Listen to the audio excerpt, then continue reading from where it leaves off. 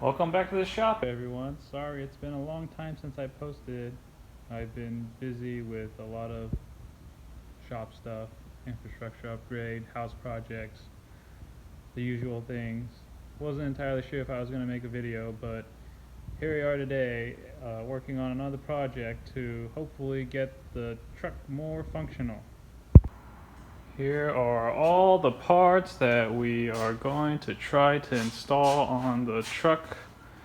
Mainly here for the airbags, but we also got an air horn, an airbag controller, and some air tanks with an air compressor. So this should be a good one. But first we need to address my electrical issue on the truck. Alright, so back here in the back seat, a long time ago I had added this additional fuse block to hopefully run accessory power to whatever I needed, but I had never thought I'd have to run so much power for the compressor through this.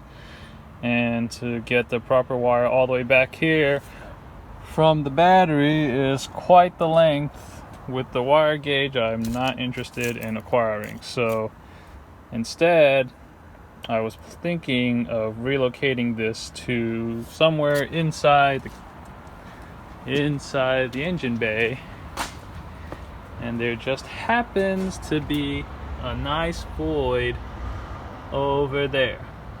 So I think the first step for me is to relocate my old accessory fuse block.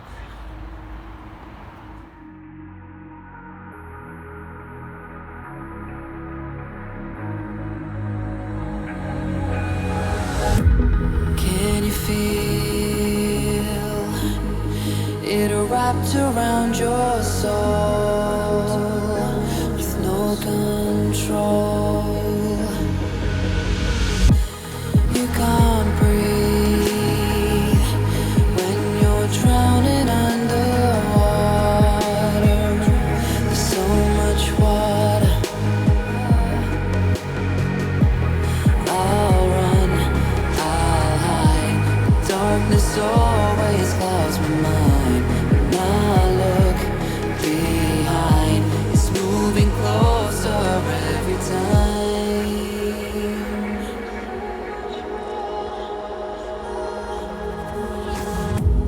I can't pretend that I have a strong defense. This darkness, my old friend.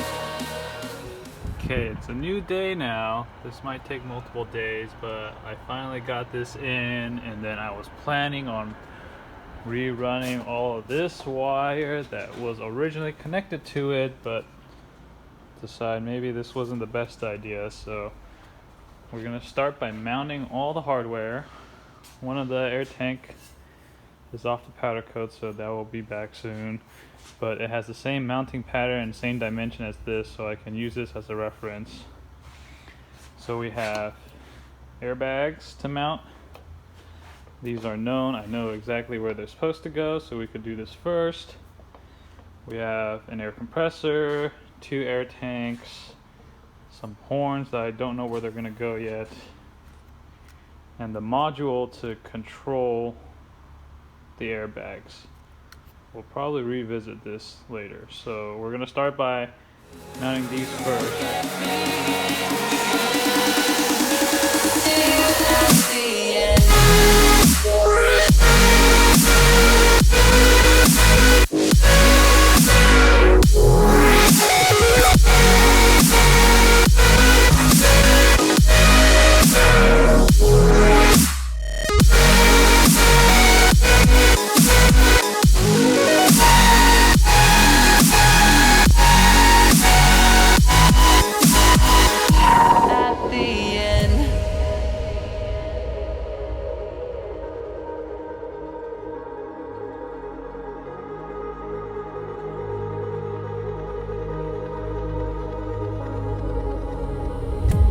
Can you feel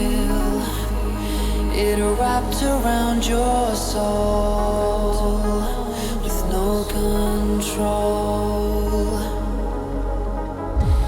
You can't breathe when you're drowning underwater. There's so much water. I can't pretend that I have a strong defense. 'Cause darkness, for your friend, you'll get beat. Alright, I got these airbags installed. They are really big and they seem to barely fit. There's barely space right there. It might rub. I guess we'll find out during the long term. I'm kind of worried about this gap on this side right there, where my finger will show up right here. So guess we'll see how that plays out. I might end up making my own bracket. Seems to clear all the hard lines and everything. So it was hard to get down here. I ended up having to jack up the truck just so I can have room to shove it in without trying to compress it. I tried that too. But on to the next thing. Alright, so I have this airlift manifold that is supposed to control the airbags. Here's my simulated airbag situation. It has dual paths, so it controls both of them separately. And it has a compressor that I really did not want to use. So here's the thing. I've been playing around with this just to see what would happen. So I've determined that this manifold has a pressure sensor or a way to control this compressor, and it's supposed to be wired together so it will turn on and off this small compressor. But I didn't want that to be the case because the other compressor that I have was the one main compressor I wanted to use. It's not here, it's somewhere on the floor. So I've been playing around with the software, the app that it comes with, just to see what would happen. And with the compressor disconnected, and I try to use the thing, you can see it's connected,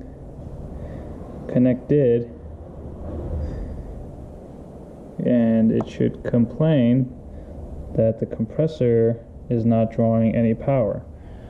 So somehow I need to wire this compressor or this switch manifold to the new compressor, but I don't want this to be the limiting factor determining what my tank pressure is supposed to be. And so what I've determined is if I do this, let's say I connect this back to ground. So that's now connected. Hopefully this thing comes around.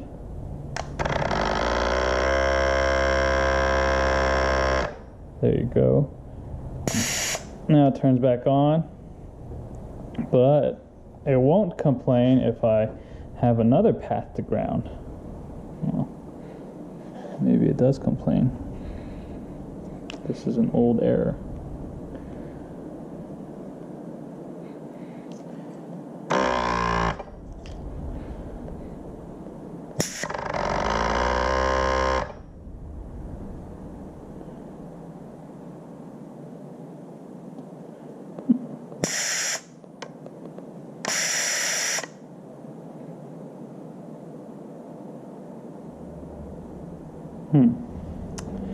Never had this error persist.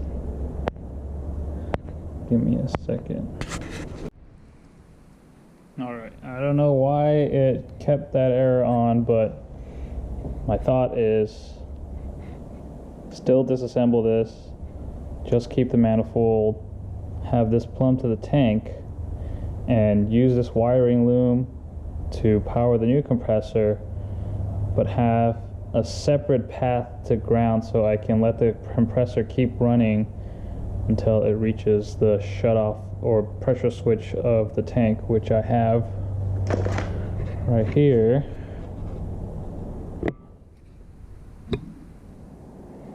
This one is 145 psi. So that's the plan. Hopefully it works. So I'll start by taking this apart and finding a place to mount it. Alright, it's a new day and I have an update on this setup that I thought I could Frankenstein together, because I really just wanted this module and be able to use tank pressure from here to feed the two airbags. Except what I'm learning now is with the tank pressure connected, if this is at some mystical pressure like 25 or anything greater than what the airbags are set to, what's going to happen is if I change the value of one of these airbags, it's going to drain the airbag and the tank.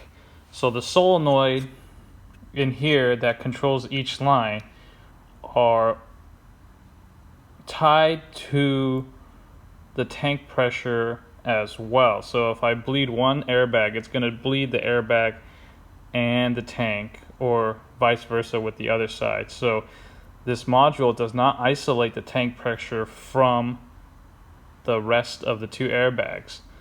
So I think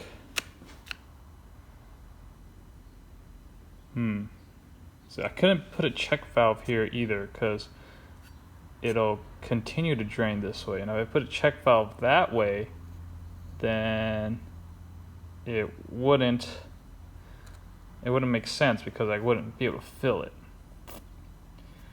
So I think what I'm left to do is to use the original compressor that's over there just for the airbags, and then use the onboard air to take care of everything else. Just means that it'll take longer for it to fill the airbags because the new bags I have on the truck are like 4 times bigger in volume. So guess I'm gonna have to reassemble all of this and see how that goes. Alright, I'm back. I had a brain fart. Realized I can use a solenoid to act as this module's compressor. I originally bought this to use for the train horn, but I think the orifices are too small, so I bought a different style, and we'll find out how that works. But I think this should work. I wired the solenoid up as the compressor on this end, and it should open and close whenever it needs air. I can keep that tank pressure. So seems to work when I did a dry run here. We're going to wire it up that way and see how well I can keep this system running. Alright, welcome to the underside of my truck.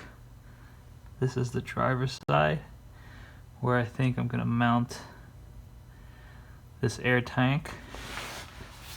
Let's see if I can do this with one hand. So here's the main frame rail, and I'm gonna do something like, oh my god, like that, right there, and then there's a beam here. And if we go to the other side of this beam, I'm gonna mount this here, which should give me enough room, and this hose should be long enough to reach the inlet of that tank over there. And then a little further down the road,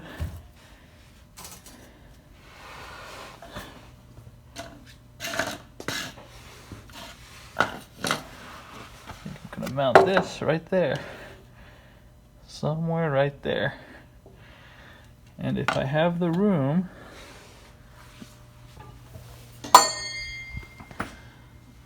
these two nice little trumpets might go somewhere like that. So hopefully this wasn't too hard to see, but this is my game plan. And then the last tank I'm gonna have will probably go somewhere right there.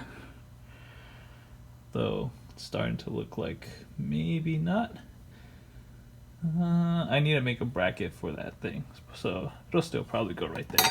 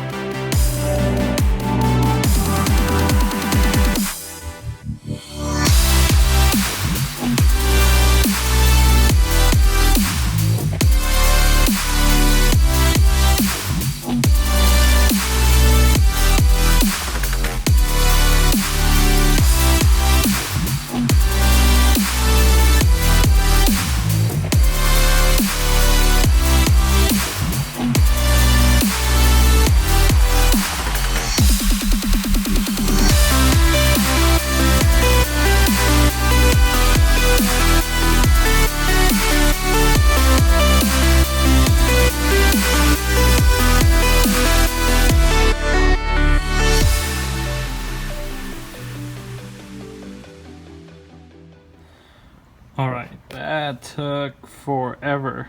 It is a new day now. Drilling and tapping a frame rail in this tight space is not easy. Would not recommend. Having to make that spacer was also another problem. I didn't record any of that, but I figured no one wanted to watch me make some spacers and then failed to be able to drill out these two top holes, all because of this cable and really just the frame width. I just didn't have space to get a drill in to make the proper size hole to tap, but these two work just fine. So I'm gonna continue down the row and mount the rest of the stuff that I need, and I ended up making two more brackets for the other tank. The spacer I had just made went to get powder coat. I made these two other brackets to hold the other tank, so I'm gonna send all of these to go get powdered. So here goes to tapping 8 more holes, 4 for this guy, 4 for that guy, and then I should be all done. Well, and then I got to mount the air horn. So that's all the holes I need to make, and then on to wiring and plumbing.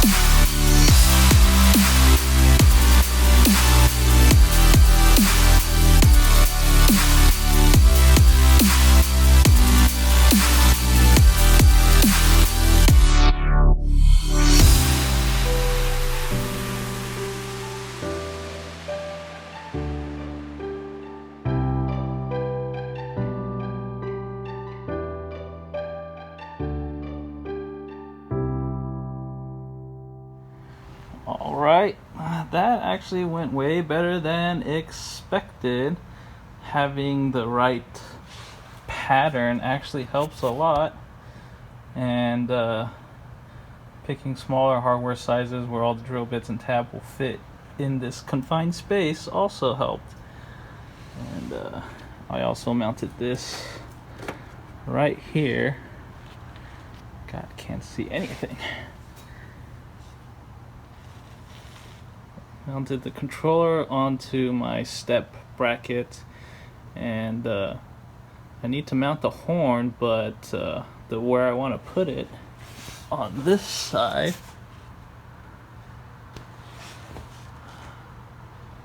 I guess, I don't know, I can't even see what I'm looking at.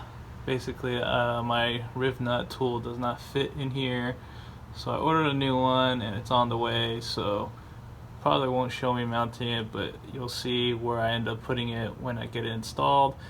And then afterwards I need to run all the wire and all the plumbing for the airlines, and we should be done. So I guess we'll do wiring and plumbing next. Alright, and here comes the part that I'm sure absolutely no one likes doing. All the wiring and stuff. I already started putting the harness for the air manifold in a wire loom. I'm gonna wire everything else and also shove it in a wire loom. So it's gonna be pretty sophisticated given how I have decided to wire the manifold to the rest of the systems. And yep, just get this done. And if anyone needs more details about how I'm gonna do this, let me know.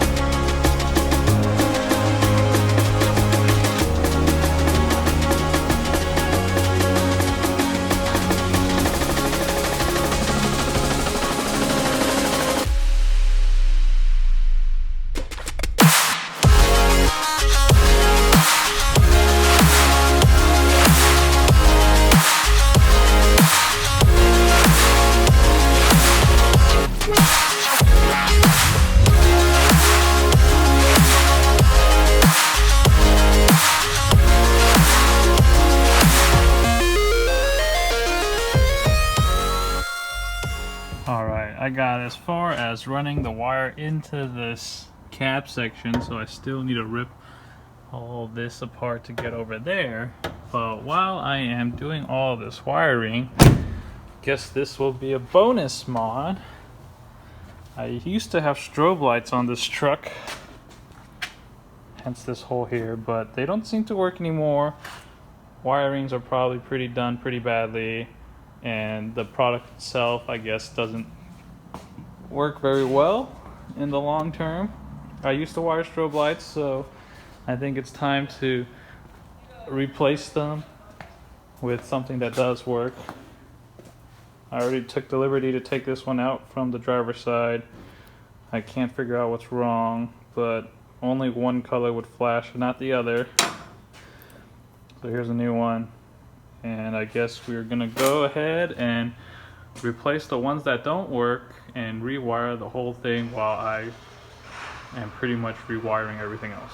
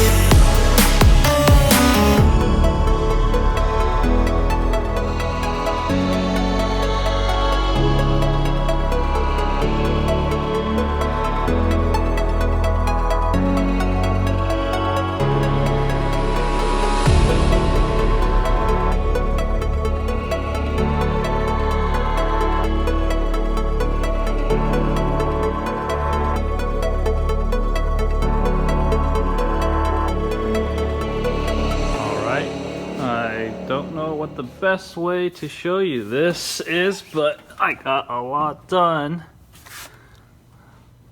Basically got all this wired up, whatever this means to you guys watching. If you guys want me to go in further detail, I can probably make another video about this. But if we come inside, I basically wired up all these switches. And so now they all have a little purpose. This one will turn on the strobe lights, I think, or not. Maybe I need the key on, I don't remember. There we go.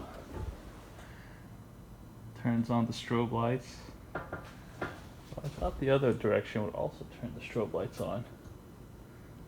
Something I have to look into. This one turns on the headache light. There's an on or a momentary on. And then this one turns on to your compressor. Except this needs to be keyed on. This one turns on the bed light. Or these lights in the bed. And this one is supposed to be the front spotlights that I don't have yet, but I ran wires for. If we come down here,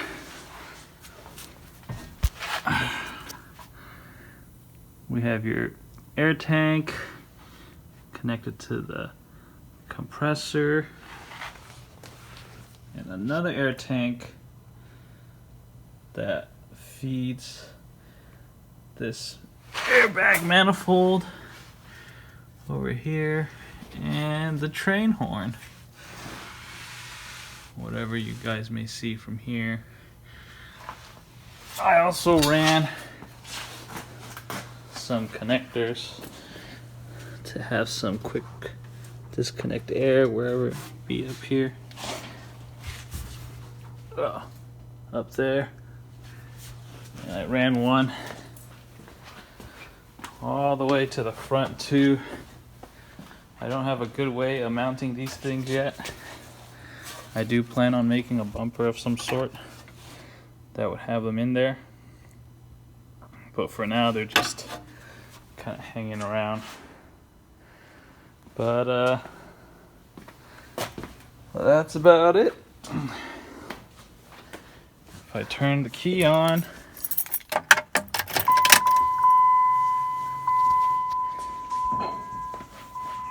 you can probably hear the airbag go set up or not.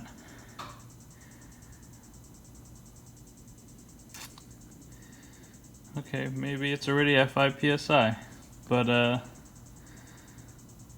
yeah, that will probably wrap up this video. Not sure what else to show. Train horn works, but it's really loud. I don't really want to turn it on.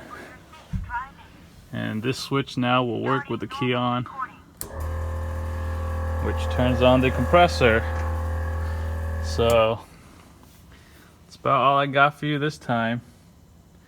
Stay tuned for whatever I do next.